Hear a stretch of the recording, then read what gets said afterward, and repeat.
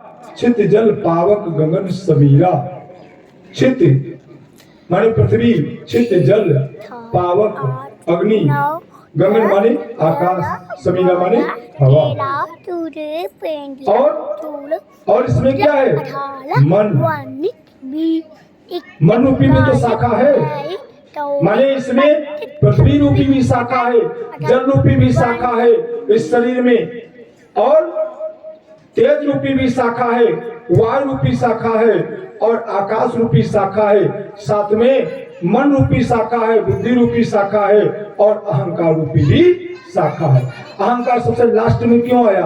अहंकार इसलिए आया जब इतनी शाखाएं हैं हमारे पास में, इतनी शाखाएं हैं तो लास्ट में क्या जाता है? अहम आता है ना। बोलो राधे राधे। एक बात आपको बता दें, सुन लीजिए, आने वाले समय में जो हमारे समय, हमारे मन के अंदर बात आती है उसको हम रोकते नहीं है, उसको कह देते हैं। क्यों? रोकने से क्या होता है? बॉडी में किसी प्रकार की स्थिति बने तुरंत उसको कह दो, बीमारी नहीं आएगी, है ना? और रोकते नहीं है। अब बार बार आ रही है तो ये भागवत भगवान तो कहलवाना चाहते हैं, इसलिए हम रोक नहीं पा रहे, बता देते हैं। और योग भी है, उस ये कोटेदार साहब बैठे भी हैं। आने वाले समय में इनके स्थान पर एक भागवत कथा होने वाली है, जिस कथा को सुनाने का अवसर हमें प्राप्त होगा। ये कौन कह रहा है? ये भागवत भगवान मेरे कानों में पहुंचा रहे हैं। हम क्या करें? देखो भागवत भगवान की। अब इनके मन में कब डालेंगे ये उनका मानना है, लेकिन उस दिन आए थे तब नहीं डाला, बीच में नहीं आए, और आज आए बैठ गए सामने तो आज डाल दिया। ये उनकी मर्जी है, उनके आगे मेरी मर्जी नहीं चलती। श्री राधे। अब हम हल्के हो गए, हम हल्के हो गए और कोटेदार साहब भारी हो गए। बोलो राधे राधे, है ना? ये कथा करावे न करावे, बुलावे न बुलावे, लेकिन ये भगवान के यहाँ नंबर में लग गए। सिरा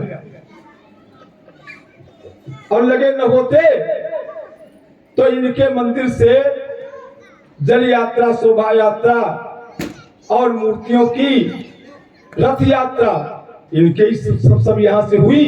जल्दबाजी न होती तो वहां से ही प्रोग्राम था कि सभी लोग वहां से ही पैदल आएंगे, लेकिन जल्दबाजी इतनी थी, कल हम वहां से निकले, आप निकले, सभी लोग प्रणाम करके निकले, क्योंकि आमंत्रण वहां का था, तो आमंत्रण वो भी करके निकले। कल तो बड़ा मजा आया, कल इतना मजा आया जो पूछो ना, है ना? कुछ तेज यजमान होते हैं और जो तेज यजमान होते हैं गच्चा खा जाते हैं। बोलो राधे राधे। और बीच वाले ज्यादा तेज होते हैं, हमेशा याद रखिए। ऊपर वाले तेज कम होते हैं, नीचे वाले तेज कम होते हैं, बीच वाले ज्यादा तेज होते हैं। क्यों बीच वाले ज्यादा तेज होते हैं? बीच वाले ज्यादा तेज होते हैं, हमेशा याद रखिए। बोलो राधे राधे। बताइए हम लोग कितना भाग्यशाली है कि कल नैमिषारण्य में हम लोग गए और देव देवसन में गए। हमने कहा चलो भैया आ गए हैं और समय कम है, इसको अच्छे से कर लिया जाए।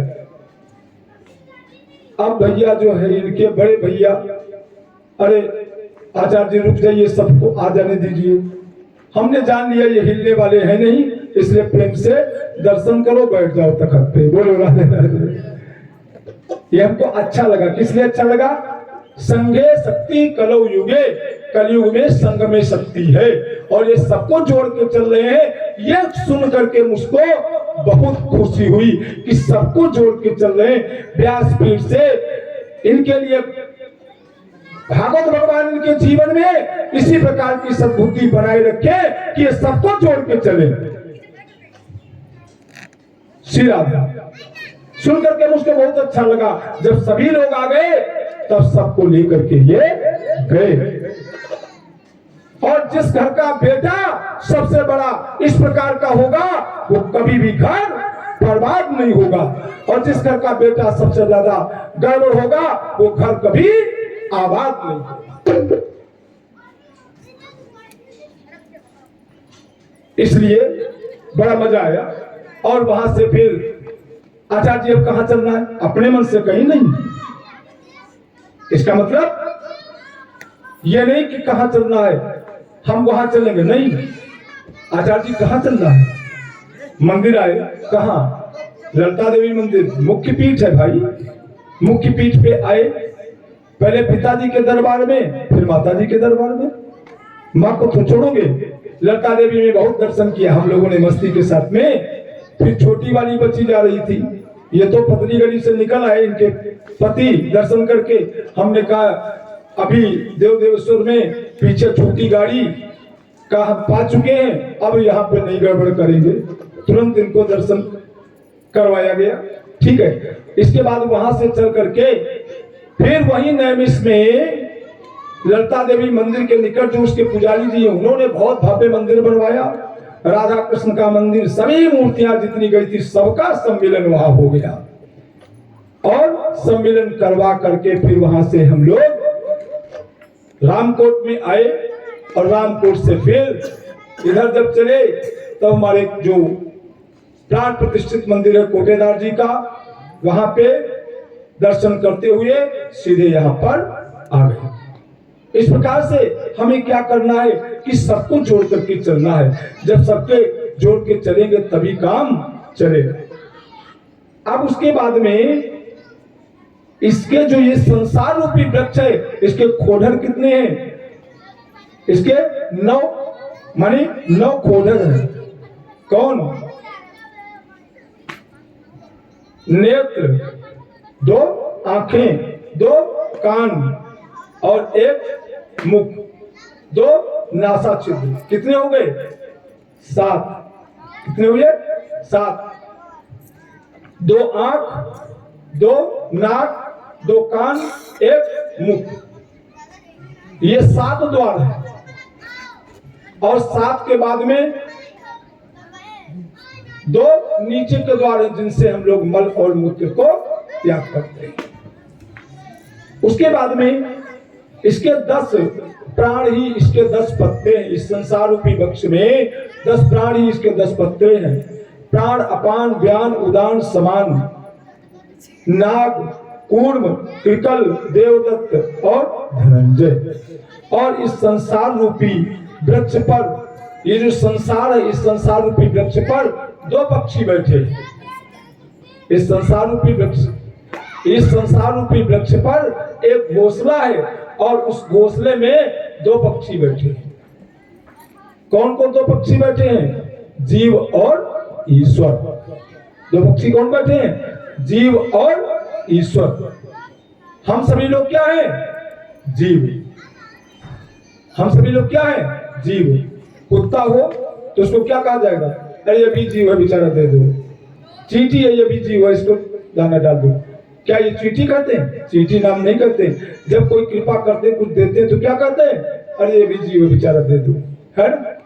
वहां उसकी वो नहीं बताते हैं कि चींटी है, चींटा है, बिल्ली है, चूहा है। क्या कहते हैं? ये भी बेचारा जीव है, इसको दे दो। इसका मतलब पहले क्या है? पहले वह जीव है। कोई आपसे पूछे आप कौन है, तो आप तुरंत बता देंगे मैं रमेश हूं। यही तो बताएंगे। कोई पूछे आप कौन है, मैं दिनेश हूं। जब आप अपने को बता रहे हैं दिनेश है और आप दिनेश है नहीं, आप कैसे नहीं दिनेश है? यदि आप दिनेश है, जो आपको नहीं जानता वो आपको क्या बताएगा? कोई जो नहीं जानता है उससे पूछा जाएगा ये कौन है? ये मनुष्य है। दिनेश रमेश नहीं बताएगा, ये कहेगा ये आदमी है। अब तीसरा मिलेगा वो क्या कहेगा? तीसरा मिलेगा वो क्या कहेगा? ये जीव है। अब इससे ऊपर एक मिलेगा वो क्या कहेगा? ये तो परमात्मा है। बात आप समझ गए? बहुत दूर की बात है। एक क्या कहेगा? नाम बताएगा। एक क्या कहेगा? ये मनुष्य है। एक क्या कहेगा? यह जीव है और आगे बढ़ गया तो ये परमात्मा है ना। अब चश्मा किसके पास कितना है वो उस पर डिपेंड करता है। चश्मा यदि सब में परमात्मा का दर्शन करने का हो गया तो परमात्मा दिखेगा।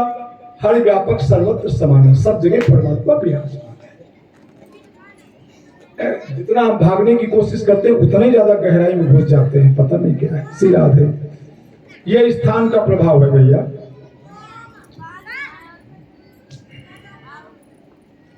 अब इस संसार में, इस संसार रूपी वृक्ष पर दो पक्षी हैं, जीव और ईश्वर।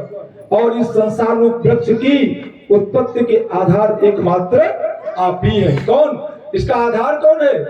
ये ब्रह्मा शंकर नारद आदि कहते हैं, गर्भ में स्तुति करते हैं देवकी के और भगवान की स्तुति करके कहते हैं कि इस पूरे वृक्ष के, संसार रूपी वृक्ष के आश्रय आप हैं। माने आश्रय कौन है? स्वयं परमात्मा, आप आश्रय हैं। और इस प्रकार से देवता लोग यहां से चले गए। भगवान का चतुर्भुज रूप में कल प्राकट्य हुआ। अब जरा सा थोड़ा सा देखें, भगवान किस महीने में आए?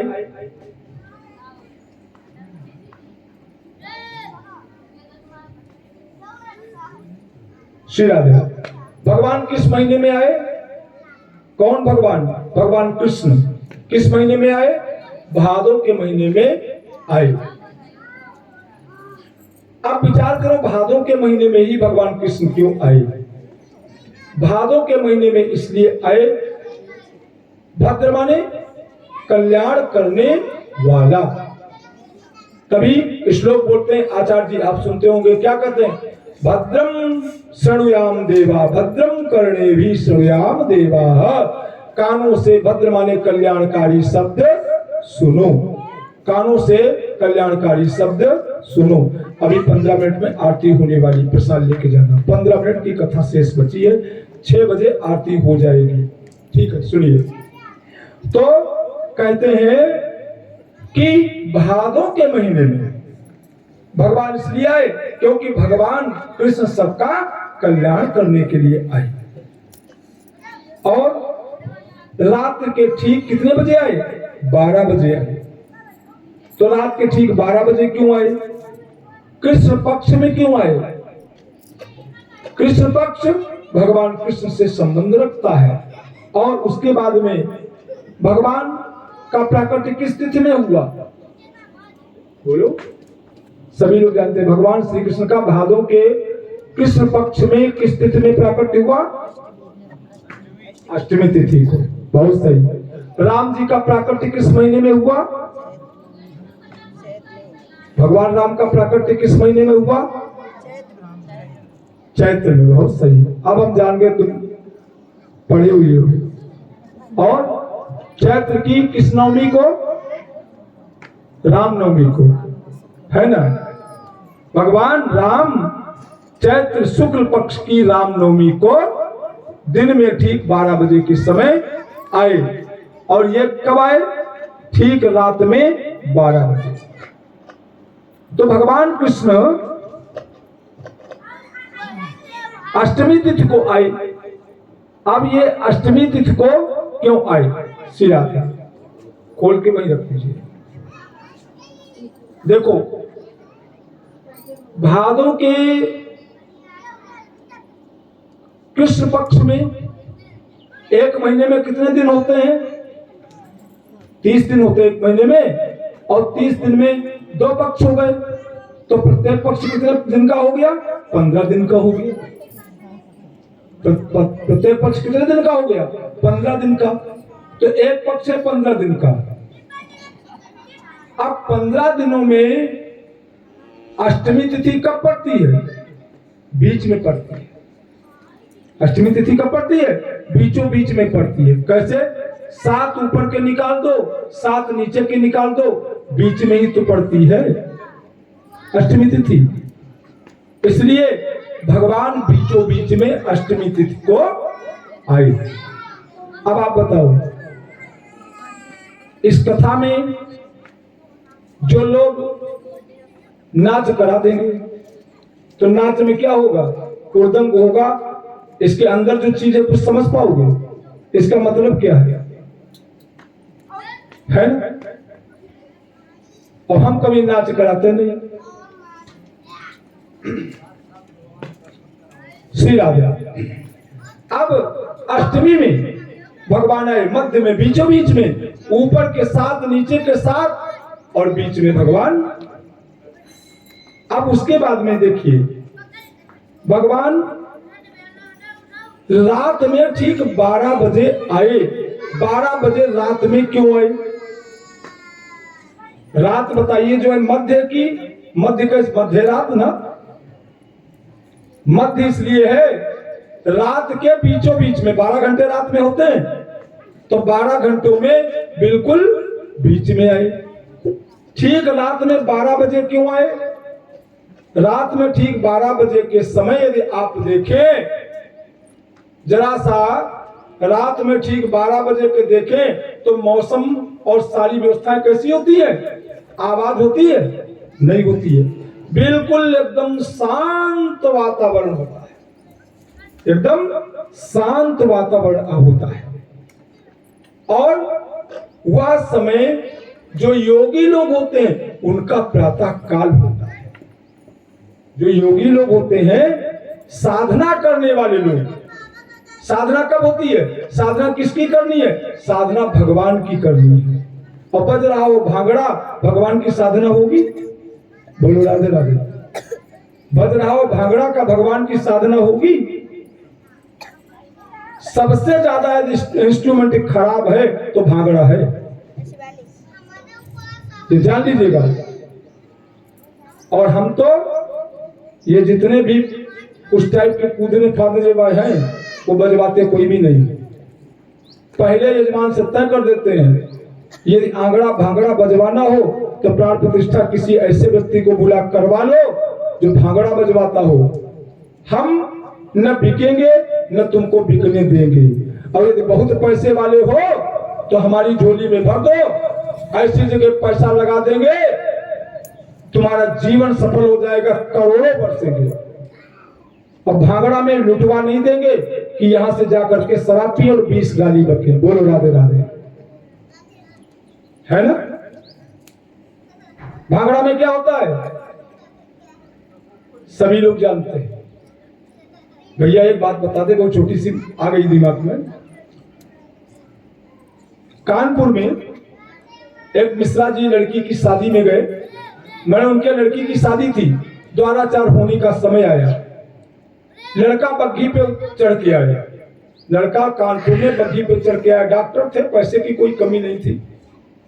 और उस शादी में मैं भी इनवाइट था, कानपुर में भी गया। द्वाराचार हो रहा था।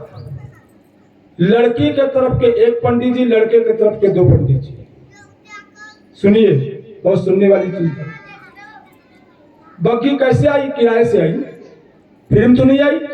लड़के को उतरने न दे तो कहा लड़का उतरेगा जब पैसा लाओ। डॉक्टर साहब ने निकाल के 2100 रुपया दिया, दूल्हा सरकार नीचे आ जाए। 2100 रुपया दे दिया। पंडित लोगों ने मंत्र पढ़ करके आधा घंटा अपना समय बर्बाद किया। बोलो राधे राधे। जब दक्षिणा का नंबर आया तो कहा दक्षिणा दीजिए, तो क्या करने लगे? अरे चलो आगे, अभी कार्यक्रम है, फिर देंगे, और जल्दी करो, बहुत देर हो रही है भाई, बहुत देर हो रही है। तो उन लोगों ने कहा अरे दक्षिणा दीजिए, बिना दक्षिणा के ये कार्य नहीं पूरा होता। 51 रुपया निकाल के देने लगे। दिया 51, तो एक लोगों ने कहा अरे भाई 51 दे लो, एक 51 दे, एक 50 दे। तो कहा एक का सिक्का लगा लो। तो कहा एक का सिक्का नहीं है, 50 में काम चलाओ। बोलो राधे राधे। आप समझ गए? अब ये पैसा कहां जाएगा? 51 जो काम करेगा वो 51 भी काम नहीं करेगा, क्योंकि पंडित जी को आपने संतुष्ट तो नहीं किया। ये कहेंगे अब उसके बाद में अष्टमी, इसका मतलब रात में ठीक 12 बजे का समय जो होता है वो बिल्कुल शांत होता है। योगियों का ये प्रातः काल होता है। माने शांत वातावरण में उस शांत परमात्मा का ध्यान करने के लिए योगी लोगों का ये प्रातः काल होता है।